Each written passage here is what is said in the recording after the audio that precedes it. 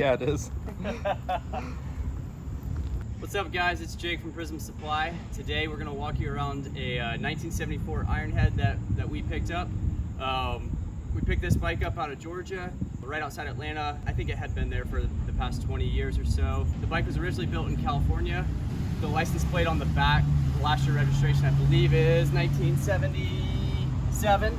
So I'm not sure if it's been off the road since 77 or what the deal is there. But if anybody knows about who originally built this bike, definitely reach out to us, and we'd love to know more.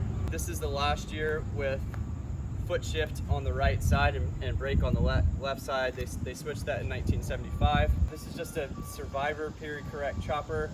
It's got a girder front end, 21-inch front wheel, 16-inch rear wheel. Looks like the neck has been raked somewhat. Old Sportster gas tank, really cool old paint job that's still kind of on there. I'm scared to clean it because I don't want any more to come off. Pretty wild Weber style carburetor, so dual throat Weber, and an old seat. Yeah, I really like this bike. I think it's got a really neat aggressive stance to it, especially when you're sitting on it. Your knees are kind of like tucked into your elbows, and it feels racy. It's like a good combination of chopper and racy. I just think it has a really cool look to it. When I got the bike, it was actually running somewhat, but we had to do definitely a lot of work. My push rods were bent, so we replaced all the push rods, all the seals in the push rods. That was all leaking oil. Had to do a bunch of tuning on the carburetor, oil, battery, spark plugs. It's got new tires on it. But other than that, that's pretty much all we've done. When I got the bike, it had rabbit ear handlebars on it, which that's not how it was originally built. Got photos of it from back in the day, and it had these handlebars on it. So when I bought the bike, it came with these handlebars, so I put those back on. I put that California license plate back on that came with the bike.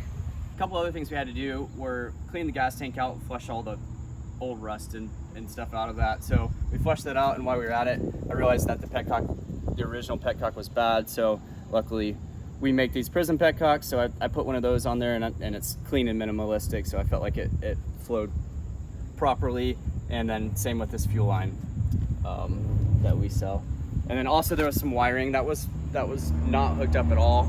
So the rear tail light wasn't hooked up. So I kind of just ran some wires back to that using our vintage cloth covered wire. You want me to start it? Yeah. Try to start it. It is very, very, very, I'm getting the feel for it. Initially it was very, very tough to start this thing, but I think the trick is loading these suckers up with fuel.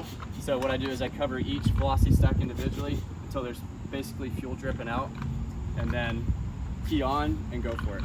I'm not gonna do that now because it's already warmed up, but we'll see. Let's see it. See how she starts. Oh boy.